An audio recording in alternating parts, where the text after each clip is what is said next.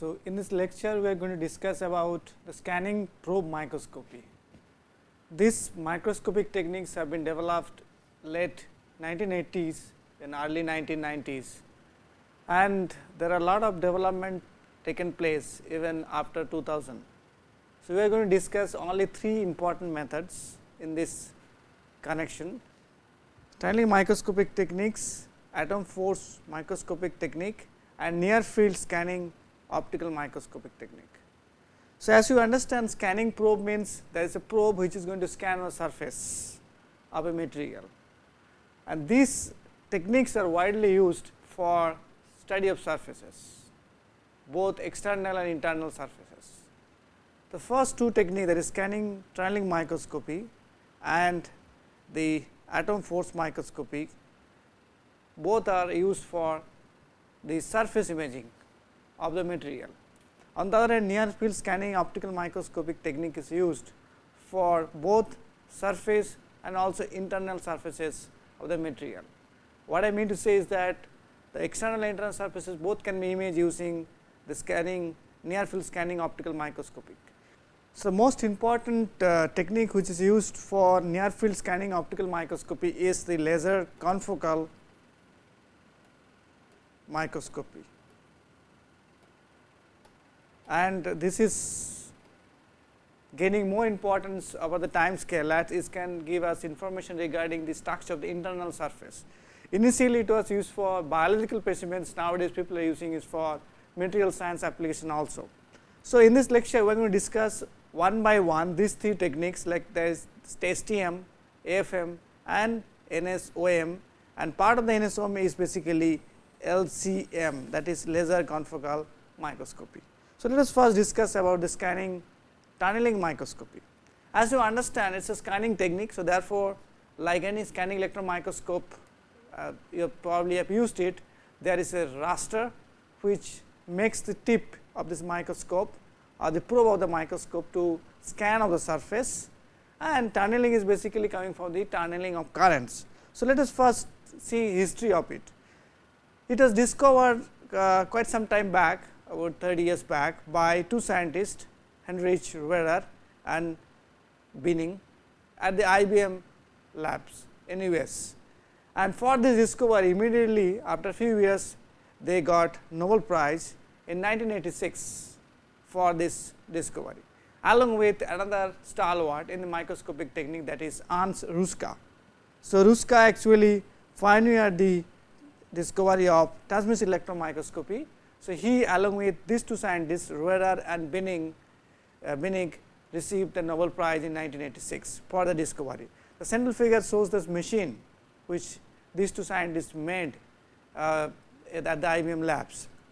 So, before discussing about the scanning tunneling microscopy, let me just talk about something about tunneling. The concept of tunneling came after the advent of quantum mechanics. As you know, if we take a small tip, very fine tip of the diameter of suppose few nanometers, 1 to 2 nanometers, and bring close to a material surface, and then if you apply a small bias voltage V to the tip, because of this small bias voltage, there will be electrical field generated, and this electrical field will lead to tunneling of electrons from the tip to the sample surface, and this tunneling of electron can result into tunneling current. This is well known in the literature. This is the reason. In fact, this current depends on the height of the barrier, and it has been found that this height of the barrier, this is the tip here, you can see, and this is a sample. So, therefore, once the tip is brought close to the sample and a small voltage, basically bias voltage applied between the sample and the tip, and then there will be tunneling of current like this, or electrons like this. And it has been found that the height barrier, that is the distance between the tip and the sample surface, this is a strong function of average work function of the tip and the sample. So, therefore, obviously, tip material has to have very low work function material. Normally, tungsten is used for that, very fine tips tip which is oriented along 110 is used for such a tunneling. In fact, this same tungsten tip is used for the fake electron guns, which we discussed for transmission electron microscopes. So, therefore, this concept of tunneling can be used for imaging the surfaces of a material. Let us see how it is done. So, here I am showing an atomic scale view. On the left side of this picture is the STM tip consisting of atoms of the material which is used to make this STM tip, normally tungsten, and then there is a surface. So, therefore, when the tip is brought very close to the surface, as I have already told, there and there is a small bias voltage applied, there is tunneling of electron from tip to the sample surface. And this height h, which is known as the barrier for tunneling, is directly proportional to the average work function of the STM tip and the surface. Now, so therefore, if we do some kind of arrangement to scan this tip on the sample surface, and depending on this height, tunneling current will vary. So, therefore, we can use this tunneling current variation to image the surface of the material. There are other ways of doing that also, which I will discuss subsequently. Now, this is on the right side of the picture that is shown in a schematic video, which is made by making many number of images. So, as you see, there is a small tip here at the top consisting of several atoms means several hundreds of atoms, and the surface, and this is scanning. Either here actually sample is shown to be scanning or moving by CNC plate or CNC device at a very controlled velocity, and the distance between the tip and the sample surface is kept constant. Depending on the atoms, the height, atom plane or atomic positions, the height of this barrier will change. As you see, the green atoms or the blue atoms at a lower height than the green atoms. So, therefore, the tunneling current will vary, and once we obtain this kind of information and store it, we can plot it as a function of spatial variable and we can get the image. So, this is basically the principle of scanning tunneling microscope. This was well known even after the discovery of the quantum mechanics, and other theories came up in 1910s and even 1920, 1930s, but the actual device making took a long time. Only in 1980s the actual device could be made because of the preparation of the fine tip, at the same time controlling this movement of the tip, because tip needs to be brought to the very close to the sample surface for tunneling to happen. So, ideally tunneling the STM tip is very much pointed. In fact, it should be as pointed as that it will contain 1 to 2 atoms at the end and relatively very low arc functions. So, what is used is basically H tungsten crystals, they are ideal, and in fact, these H tungsten crystals which are oriented along 110 direction, this is 110 direction, 110 direction of the tungsten crystal. These are also used as a field emitters, as I said, in a field emission gun. And so, therefore, there are a lot of what is called complex mechanism by which the STM works, which I am not going to discuss, but I will discuss about the basic things of the principles of the scanning transmission electron microscopy and scanning tunneling microscopy, and also some applications. So, as you know, this is actually the device, the way it looks like schematically. The sample surface, there is a tungsten tip, and then there are attachment here, and which will make this device to move on XY plane, and the tunneling voltage applied across the tip and the sample, and we measure the current. So, and atomistically this can be shown like this. Again, I am showing several times this thing so that it can be clear to you. There is a tip here which is positively biased as compared to the sample surface, and because of that current electron will flow from the sample surface to the tip, and current will flow opposite directions. A tunneling current is basically exponentially varies as proportional to the distance, and thus a feedback loop, thus via a feedback loop, the tip can be maintained at a constant distance from the sample surface, or it can be even bring close or to see the variation of the tunneling current. So, there are obviously there are two ways of operating it.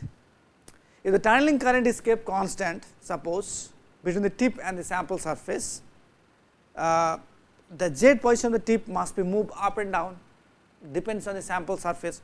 As you see, sample surface is very rough here, it varies.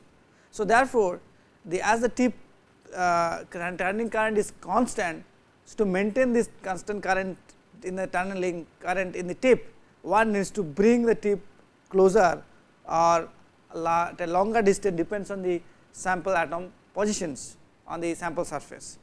So, this movement is normally recorded, the movement of the tip can be recorded as is moving on the sample surface, and then it can be plotted and on a sample on a basically a raster mode, it can be plotted and it will give us a topographic image. This is the first mechanism by which. So, in the first case we kept the tunneling current constant and move the tip is moved up and down to keep it constant, and the position of the tip is then used to plot to obtain a topographic image. This is the first or the A we can say mechanism of scanning tunneling microscope. Another way we can do is that we can keep the z position of the tip constant, that is the distance of the tip from this one of the sample surface can be kept constant, and tunneling current obviously will change depending on the surface configuration. So, whenever the atoms are closer to the tip, there will be more tunneling current, atoms are wider to the tip, there will be less tunneling current. So, therefore, if these changes in the tunneling current is recorded, and then if we plot the tunneling current variation as a function of spatial variable x and y or z, then basically we can get a topographic image. So, this is called B. So, in this case z is kept constant, and that is distance between the tip and the sample surface at a particular position, and then tunneling current is measured, it will change as a function of sample position, and then this is plotted, ITC is plotted as a function of spatial variables to obtain a topographic image. So, this is very simple, these are all well known even long back, but discovery always takes time because of the implication, because of the problem of integrating the whole instrument. So, and obviously as you understand, the probe needs to be scanned, or probe needs to be scanned actually on the sample surface. This scanning is done by raster, it is similar to like SEM, and each coordinate can be recorded, each coordinate of the sample tip can be recorded on a computer just like that. So, whether you use A or B, it does not matter, all the positions are recorded, and then values of the current or values of the distance of the movement of the tip can be recorded, and whichever you want you can plot on a computer and get the image. So, this is basically the way, these are the ways, different ways a scanning tunneling microscope can be used, and these are used normally. So, remember this requires the tunneling of electron, therefore, the whole thing has to be kept under a very high vacuum system. This is another problem. Second problem is that the sample must be conducting, otherwise there will be no tunneling of current. So, these are the basically routine problems one face. The sample is not conducting much, there will be not much tunneling happening of the electron from the sample surface to the tip, and because of that current flow will not happen, and this microscope will not occur. Second important thing is that the whole system has to be kept under ultra high vacuum, and that makes the process quite costly, because you need a vacuum system attached to it. On a broad scale, actually if we remove increase the scale, so this will look like this. So, this scanning tip is controlled by PGO electric scanner, and nowadays very precisely controlled PGO scanner available, and this tip is basically can be bought close or wider from the sample surface. As you understand, the sample surface will be very rough, there will be atoms are arranged in a differently ordered manner, in fact there will be absorbed atoms sitting on the surface. So, all those things makes the sample surface very rough. So, and then there is a feedback loop to control the, if you want to keep this tip at a constant distance from the sample surface, there is a feedback loop, or and you need a voltage amplifier also to amplify the whatever voltage is coming recorded. So, ability to precisely position the probe of an STM is possible only because of XYZ PGO scanner, and this XYZ PGO electric scanners came long, it took long time for it to be operational, and to make it be used for this kind of microscopic purpose. So, this kind of piezoelectric scanner is always coupled to feedback regulator, to keep the track of the tunneling current, also precisely positioning the tip. So, therefore, we need several electronics for such a kind of device to run, and this all become possible only when the technology had advanced sufficiently. So, give you some examples, and I am just taking example from the literature, because we have personally I have not worked on STM, and some of our colleagues has, but the images from the books are much better. Let us look at that. This is actually taken from solid state physics book by Charles Kittle, which is a very standard book. You can see this image available in black and white contrast. This is actually platinum atoms on a 1-1-1 plane. What you see is that hexagonal array of atoms 1, 2, 3, 4, 5, 6. This is an hexagonal. So, 1-1-1 plane, a surface will be containing this kind of atomic element. This is a central atom, and this goes on repeating. So, what you can see here, this just goes on. There is another one here like this. So, it gives us very good content. Not even that, these are actually images of atoms, looks like, but they are not, as you can understand, they are not actual images of the atoms. This is basically plotted with tunneling current as a function of the space. So, this side, suppose this is at a higher height. So, this will give us very small high tunneling current, that is why it looks like a dark. On the other hand, these surfaces which are at deeper side, which are looking like bright, and again the groups here looking like also darker means very black color. So, they lead to very small amount of tunneling current. So, that is how we can actually generate images. To show you another one, this is for the nickel surface. See, there is a distinct difference between nickel surface 1-1-1 surface, nickel 1-1-1, and the platinum 1-1-1. In a platinum 1-1, you could see big atoms filling the whole space. Here you can see large gap between the rows of the atoms. These are the rows of the atoms, and this is again obtained from the same group, Benning and the Stewart, which they have done on when they are working in IBM labs. So, these are the tips of the these are the positions which are close to the tip of the scanning tunneling microscope. That is why they are looking like very bright and blue. On the other hand, this surface is looking darker because they are at an angle, and this is again looking brighter, depends on the obviously how the surface is aligned with respect to the tip. The surfaces are inclined, they are not flat really. Even at any scale, surface will not be perfectly flat, because the atomic reconstructions takes place on the surface always. To give you another example, which is from very recent work, this is one of my collaborators, Professor A.P. Sai from Tohoku University, from quasicrystal surfaces. So, we know that quasicrystals are very new and very exotic materials. People think about it also.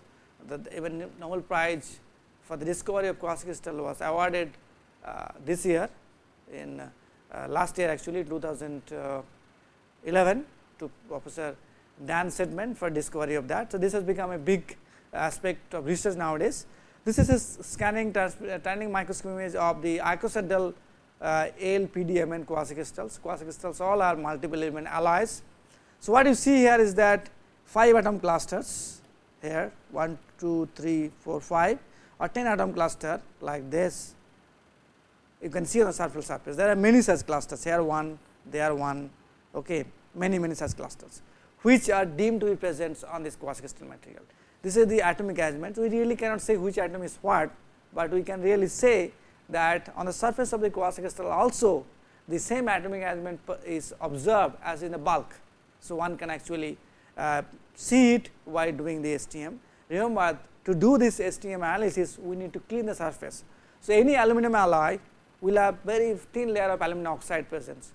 So, these samples are taken in ultra high vacuum, and then they are sputtered using the argon gas to remove the whatever oxygen atom presence, and then the virgin surface is created, which was then probed by the STM and images are taken.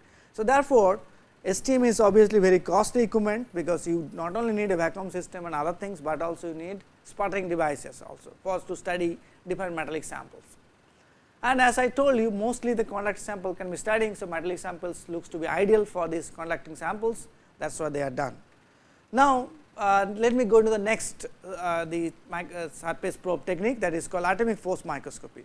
As I told you, the scanning tunneling microscopic technique has its own problem, like it cannot be used for non-conducting samples, it cannot be used for liquids, or it can be used in normal atmosphere, because you need to have tunneling of currents, that requires tunneling of electron, that requires vacuum system to be very good, and whole system to be kept under vacuum. So, therefore, these limitations led to the discovery of another microscopic surface microscopic technique called atomic force microscopy. And this is again based on the principle that if we have a very fine tip attached with a cantilever beam, and whenever this tip is brought close to the sample surface, so there will be atomic force acting on the tip because of the atoms which are present in the sample surface, and depending on the force, there can be repulsive or attractive forces, which I will tell you depending on the distance between tip and the sample surface. So, depending on these forces, the tip can be going down or going up. So, if we measure the tip position by using a laser beam, that is, if I have a laser beam falling on the tip surface and reflected back on a 4 quadrant photo detector, then I can precisely determine the tip height as it scans on the sample surface and then plot it just like its STM, and we can get a better image. Remember, this does not require any vacuum system, this does not require the sample to be conducting, because it depends on the atomic forces, and this kind of atomic forces between the tip atoms at the tip, that is this red color atoms, and the sample atoms, they depend on the what is called distance between the tip and the atom. It does not depend on whether sample is conducting, non-conducting, insulating, nothing. So, this is basically the idea. Now, I will discuss you in detail how does it work.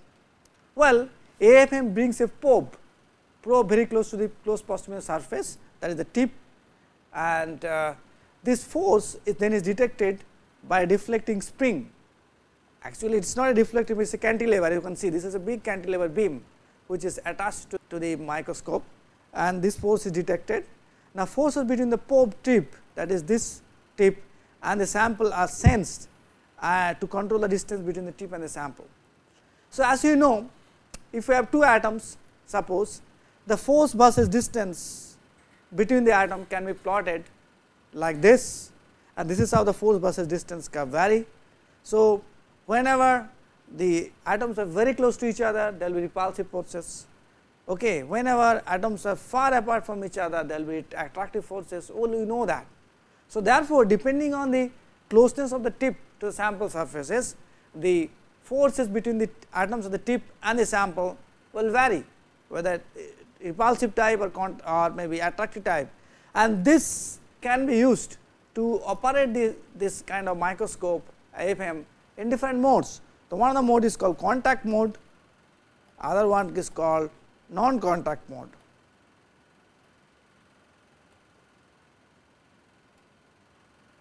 So, we will discuss one by one this contact mode and non-contact mode, but I hope you have understood what is the basic mechanism. Basic mechanism is the forces between the atoms of the surface and the tip, atom and the tips. So, those are the probes. Now, before that, let me just tell you how it is. It is again discovered by Binney, Gower and the quartet at Stanford. Remember, after discovery of STM, Binney moved to the Stanford University, and it requires a cantilever beam, a tip, sample surface, laser beam, and obviously you need a photo detector. All of this I have shown you at the first slide. And the tips actually can be different type. This is a normal tip, as we see, it is just like a tetrahedron, or you can have a super tip, okay, one tip, another one is attached to that, or you can have an ultra lever tip which is 3 micron tall, and these are all obtained from J. Paul Lever from Caltech, and all these images are available in this website. You can see that. So, tip manufacturing is a big thing. It is normally done using a very complex process like dipping in electrode and looking at it in the microscope. Subsequently, every time you dip it, some small amount of the material is getting corroded. This kind of from this kind of tips, and that is how we can fine it up to the atomic level. Remember, the tip is very fine, of the order of few, maybe 1 nanometer or less, so that there are very few number of atoms present in the tip. Well, as I said, there are two modes of operation, one is called contact, other one is called non-contact. Contact mode is correspond to repulsive and non-contact mode called as attractive force. You can be clear from this plot force versus distance whenever two atoms are brought close to each other. And as we know that the force versus distance, if the atoms are even impinging on each other, will be very high, and then this comes down, and then there is optimum distance where force is the minimum, and then if we move the atom far apart from each other, again force increases and it becomes constant after some time and remains there. And obviously, up beyond a certain distance there will be no force of attraction, repulsion, whatever between the two atoms. That is how the forces vary, and this basically called this can be obtained from any physics or chemistry textbook, you can see that. And so therefore, whenever the probe or the tip is very close to the sample surface, the distance are very short, the forces will be repulsive in nature, as you can see here, repulsive in nature, or whenever the distance will be large, the force will be attractive in nature.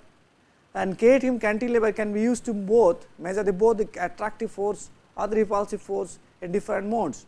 So if we measure the repulsive force, it is called a contact mode. If we measure the attractive force, is called non-contact mode. This is also known as tapping mode.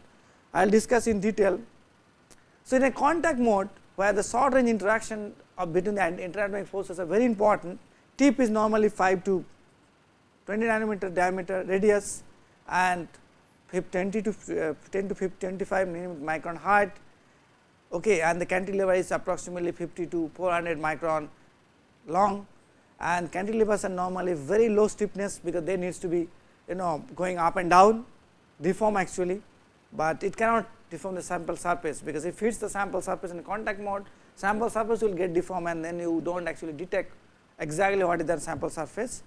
Tips can scan the surface, either the tip or the specimen can be moved by a piezoelectric positioning system, and detector system can measure the reflection of the tip as its contacts make the contact of the sample surface, because you are bringing the tip to the very close sample surface. So, there will be contact and then it will be deflected, and the deflected can be measured by a laser beam.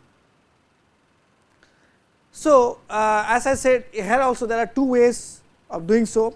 One is called constant force. That means, if you suppose want to have the constant force between the sample surface and the tip to be maintained, then there will be a feedback loop which will keep this constant force between the sample and the tip, but to keep this constant force, the sample tail has to deflect more when the distance is higher between the tip and the sample surface. When distance is smaller, that the attractive force will be whenever distance is higher, the attractive force the repulsive force will be little less, and when the distance is close, the repulsive force will be high. So, depending on that, you can detect the tip deflection and in the z directions and then plot it later on to get an image. Or you can actually have a constant height. So, no feedback system is usually used when the sample roughness is small, higher scan rate as possible here also, and in this case the tip is kept as constant height from sample surface, and force actually varies, and that force can lead to deflection of the tip, and that can be measured to plot. Well, in attractive mode, that is called non-contact mode, it is called also tapping mode. This is used for the normally attractive forces to interact the sample with the tip. It operates within the van der Waals radii of the atoms. We know there is a van der Waals force of attractions, and this attraction happens when the radii of the atom is within the van der Waals force of attractions limits. And in this case, actually the cantilever resonates, cantilever actually oscillates near its resonance frequency, normally 200 kilohertz, to improve this resonance. Basically, if I have a tip like this, I just keep a tap so that it resonates, or it just do like this, and once it does it, it measures the long range forces. That is why it is called a tapping mode. It has many advantages than the contact mode.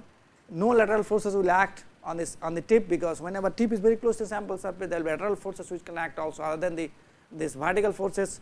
Here there will be no lateral force, but distance is higher. This is non-contact, so non-destructive.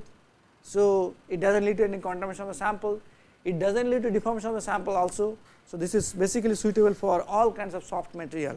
And the other mode, which is contact mode, is basically suitable for the hard materials, because even if the sample tip hits the sample surface, there will be no deformation activities on the sample surface, which will not change the material surface or the chemical surface because of contamination or the change of these atoms on the sample surface. So, the attractive force is basically as I just now said, is basically depends on the van der Waals forces. So, distance should be maintained such that the van der Waals forces ready of the atoms actually becomes comparable with the tip distance. Now, how does the force actually vary? Let me just tell you in a simple slide like this. So, how do we actually measure? As you know, in AFM actually one can measure the force versus distance plot also. So, this is the sample position, this is the force, cantilever force, and these are the different position A, B, C, D, E, and I am showing you the position of the tip. As you see, tip is close to the coming close to the sample surface at position A, but not at course. So, therefore, the force is very constant, and whenever tip is touching the sample surface or very close sample surface, tip gets buoyant. So, the force started dropping, or rather it will be taking on this curve, which is the rising curve, and the sample at position C, force is very high, and whenever this is what is happening is the engagement, whenever tip comes down and basically hits the sample surface. If you want retraction, that is disengagement from the sample surface, then again it will be going C, D, E, say E, D, C, B, A. So, this is the position C, which is that is exactly at the contact point. D is basically it has again gone down much. So, it gone up. So, the force has decreased, the E has it has decreased, A means it has got up, and this is the set point here. So, therefore, depending on the kind of disengagement and engagement, the forces on the cantilever beam varies. How the forces are measured? Well, this obviously is very important aspect. Suppose this is the XYZ scanner and this is the sample, that means sample scans on the tip does not move, but sample scans, and as the tips basically goes down the sample surface, as okay, this is tip trajectory, the forces acting on the tip will be varying. So, therefore, the deflection on the tip will also vary, and if you have a laser beam falling on the sample tip surface, and then depending on the position of the tip, whether it is deflected more or less because of attraction or whatever force, attractive repulsive force on with the sample surface, this the laser beam will precisely detect the sample deflection on the of the cantilever tip, and this will go back to the sensor. Sensor actually consists of 4 quadrant system, is just like this A, B, C, D. So, if the laser beam hits A, B, C, D any positions, it can be detected very precisely. So, cantilever beam is designed with a very low spring constant, as I said. So, that is easy to bend and very sensitive to the force. A laser is focused to reflect this off the cantilever beam, laser is focused on the cantilever surface, and so that it can be reflected back the sensor, and position of the beam of the sensor measure the reflection of the cantilever beam, and this in turn can give us the value of the force. Obviously, this has to be doing the rastering just like ACM or STM, and these are the images taken from Nano Device Corporation, which are making these instruments. Another one is taken from Stephanie Rose from Biophysics Department of Boston University in Germany. And as you see here, this is the tip cantilever, and this is the tip which I told you that I will show you, and here you have showing the same thing. This is a tip, this is a cantilever, this is a tip, and this is attached to the microscope, and laser beam falls on this the tip, and as the tip deflects more, it can sense the positions of the tip by using that, and this is how it is done. And tip make a rastering here just like this, which is shown here as this rasters on the sample surface, and every time position can be detected by using a CNC device or piezoelectric device rather, and the tip position can also be detected by this. If you store all the data in a computer, later on you can plot the position of the deflection of the tip as a function of the distance or the function of the spatial coordinates and get the image. This is used many purposes like digital image for the topographical surface, or this can be used to determine the roughness of a surface sample or to measure the thickness of a crystal growth layer. In fact, this is mostly done to measure the topographical sample surface. This can be done to the level of atomic resolution, that is Armstrong level. So, only actually people are able to get resolution of the order of 1 Armstrong. So, you can see the atoms actually on the sample surface, which I have shown you which I am going to show you also in this, and I have shown in case of STM. Now, this can be also used for non-conducting surfaces like proteins and DNAs, as I showed you. This can also be used to study dynamical behavior of living and fixed cells. Remember, this is not exhaustive. Applications are keep on coming as the technique is getting used more and more. So, therefore, if you want to really know about the real application, one needs to look at the literature available in the different journals.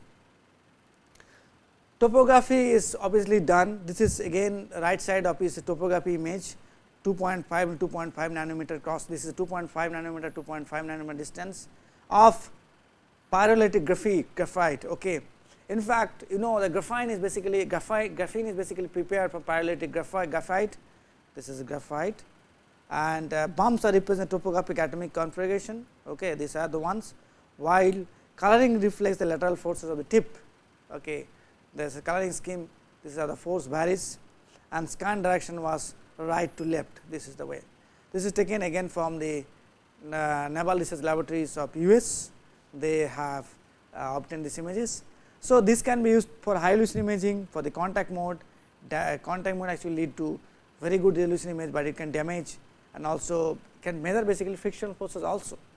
In non-contact mode you have a lower resolutions, but no resistance to the sample. Tapping mode, as I said, the tip can be tapped, there is better resolution, but minimal damage to the sample surface. Again, to show you some of the images which we have taken recently for NaCl crystals, which were basically ball mill to see the defect structure on the sample surface. These are not to the atomic resolution images, but will really tell us the images on the sample surface. Okay. So, as you see here, this is the initial NaCl sample with the clear steps which can be again seen on a topographic plot. If you deform it by ball milling 4 hours and 8 hours, you can 4 hours you can see the steps created on the sample surface, damages are done. In 8 hours even the surface steps are much finer, and you can even you can see this kind of small undulation created on sample surfaces. Important one is a laser confocal microscopy. But let me tell you the basic principle first. All of you know that in optical microscope resolution is basically governed by the wavelength of the light, and as you know the resolution is normally obtained to about 300 nanometers, and it is very difficult to go down because the optical microscopy uses light, normal light, but in near field scanning optical microscopy we can beat the resolution limit. And not only that, we can even scan the surfaces, we can look at the internal surfaces of the many things. In fact, in the medical or in the biological research, one can image the inside structure of artery or vein by using these microscopes. And for material science, we are learning it, how to use it. I will show you some example how it can be used, or there are a lot of potential for this technique to be used for the material science applications. This technique actually is called NSOM, near field scanning optical microscope. We use a sub-wavelength aperture. Okay, normally as I told you in a transmission electron microscope or even the other microscopy techniques that scanning transmission electron microscope also use apertures. And aperture is nothing but a plate in a small hole is present, and it can be used to select a particular beam in a transmission electron microscope. In this case, we use a sub-wavelength aperture, and this is about 200 to 20 nanometers is the diameter, and this can be placed very close proximity to the sample surface. That is the actual challenge. Actually, it can be placed very close, means of the order of tens of nanometer, like 10, 20 nanometers. And then if we allow the light to pass through this aperture, light passing through the aperture will remain collimated, because it is very small size for the distance of the order of one aperture diameter. Aperture diameter is of the order of 20 to 200 nanometers, and the aperture diameter is maintained in the near field position, and then it is scanned on the sample surface. So, image can be reconstructed point by point with a spatial resolution limited by the aperture, not by the wavelength of the light, because the aperture is smaller than the wavelength of the light here. Normally in the light microscope, optical microscopy, wavelength of the light is a couple of 100 nanometers, that is 300 to 400 nanometers, but here aperture is less than the size of that. So, if we keep the aperture in the near field region, that is very near to the close to the sample surface, actually the resolution of these microscopes will depend on the aperture size, not on the wavelength. That is how we beat the resolution determined by the wavelength of the light. So, this has increased, this has led to the rapid change of the study of the different kind of material by using the optical microscopy, just by using a near field aperture. I hope this is clear from this picture. So, what is here actually you have a tapered aperture as you see here, which is kept close to the sample surface, and then this is a polycrystalline sample obviously, and you pass a light beam to that, and then these apertures can be actually scanned over the sample surface, and if you scan the aperture, light beam also be scanning the sample surface, and then this is the constructed image, which is diffraction limited resolution image basically, and this can be obtained in a far field lens and then plotted. Nowadays, these are all done digitally obviously, because one can reconstruct the image using computers. This has been possible because of one major discovery. So, as you see here in the earlier picture, this tip, the tapered the tip of the NOSM, tapered tip of the NOSM is basically what is dictates resolution. So, this was done by tapered optical fiber probe was developed by Bettis and Troutman in 1991, and tapered optical fibers are fabricated from single mode optical fiber using a commercially available micropipette puller with a focused carbon dioxide laser as a heat source. This aperture is formed by coating the tapered fiber with a high reflectivity material, that is aluminum or silver, via standard thermal evaporation. So, you can see there actually this is the AG coated on a tapered optical fiber, and AG actually increases reflectivity. Reflectivity should be very high because using optical light, and then this is actually high numerical aperture optical microscopy objective. So, this is detect whatever is reconstructed after this light beam passes through the sample surface, and that is what is done in a near field optical microscope. So, instead of a light, one can use a laser beam. As you can understand, there are optical lasers available, like laser beams which are coming in the optical wavelengths that can be used. That is why it is called laser confocal microscopy, and because the aperture is kept the near field, that is why it is called confocal, and this is how it is done really. There is a laser beam which comes with fiber optics, and then this is the real aperture which is tapered one, the sample, and there is a collection optics and there is a detection optics. As with STM probe, this is also rastered using a piezoelectric device. This means this probe is nothing but tapered optical fiber that is rastered using a piezoelectric device, because that movement needs to be controlled very precisely. To give you some idea how it can be used, these are all taken from different literature. This is again from Professor Dr. Hans Jürgen, but from the MPIP, this is Max Planck Institute, NIMS Joint International Lab. This is basically ionic liquid microdrop stained with fluorescent dye red color, staying on a soft PDMS surface, which is a green color. You can clearly see the clarity of the image, and when one can see the tapered nature here of this of the liquid drop. So, that actually increases our capability to image even small liquid drops present on the surfaces of any material. Another example of this is corrosion surface, which is very new. This is published just few months back by Sanchez Tovar et al. In corrosion science, and as you see is that this is actually copper surface at 75 degrees after the certain kind of corrosion test called ZRA, and you can see in fact that the corroded regions in the sample surface, the black color regions are the sample surface. Remember, this is an optical microscopic image using confocal microscope. It is not a scanning electron microscopic image. So, the clarity and this is actually the micron distance is 40, 56, and this is a large scale, and the resolution is much better than the normal optical microscopic image. So, one can actually probe this kind of effects, and as I said in the lecture that the new applications are coming into picture as people started learning these techniques more and more. So, one can use it more and more. To compare these three different techniques AFM, STM and the NSOM, I would like to tell you three things. In all these three techniques, resolution is largely dependent on the probe size, okay, that is the tip size, and in case of AFM, STM the tip size, in case of NSOM this is the aperture size. STM requires a conductive specimen, AFM and NSOM do not require, and both of these can be used in air, vacuum or liquids, but STM needs to be used only in vacuum. AFM physically contact the specimen by contact mode, but STM and NSOM does not.